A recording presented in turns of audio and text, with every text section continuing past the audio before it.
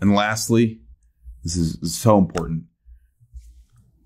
Every customer acquisition strategy can work if you work it enough.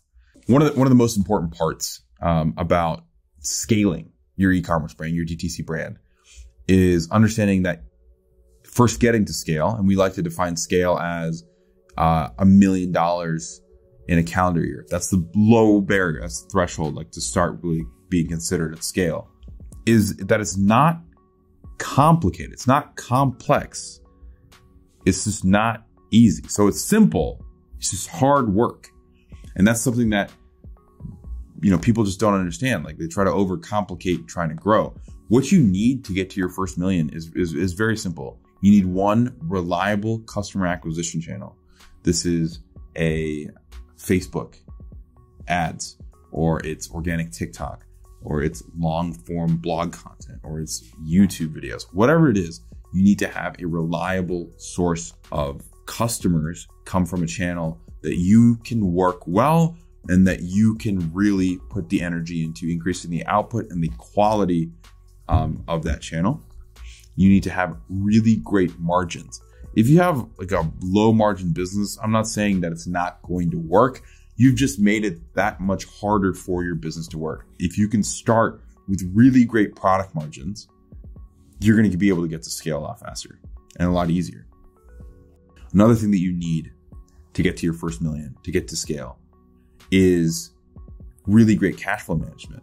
Now, I said at the beginning, e-commerce businesses, they can be cash intensive. They don't have to be at the outset, but as you're trying to grow, you need to constantly reinvest. And if you're very diligent about how you manage your cash, getting good payment terms, so you're getting paid by your customer today, but you don't have to pay your vendors until 30 days from now, using really interesting financial engineering tools like Plastic and the Parker card to extend your ad payments and all these other things. You put all this stuff together, you build really great cash flow, build a great 13-week cash flow model, tons of templates that we'll link you to.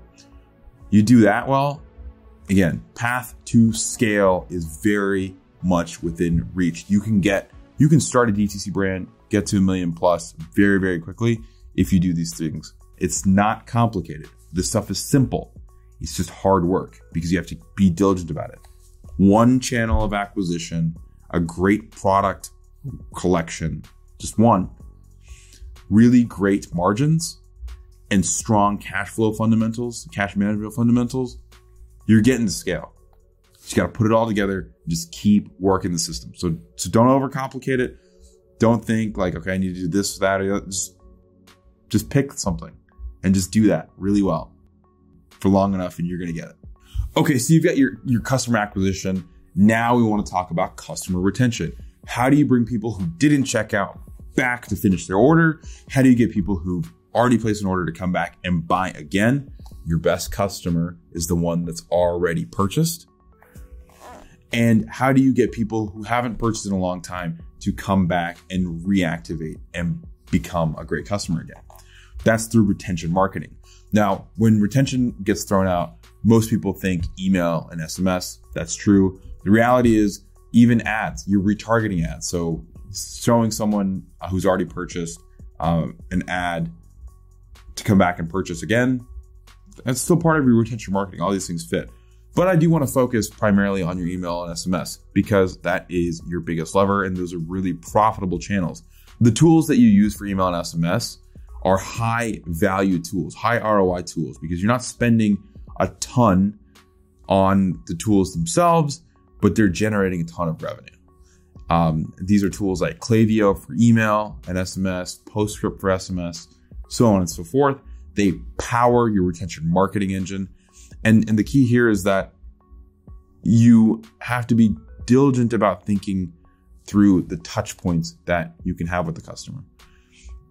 When someone abandons their cart or abandons their checkout, how do you want to communicate with them? How would you like to be communicated since you're in the target market? Or if you're not in the target market, put yourself in their shoes and think through how best to communicate with them.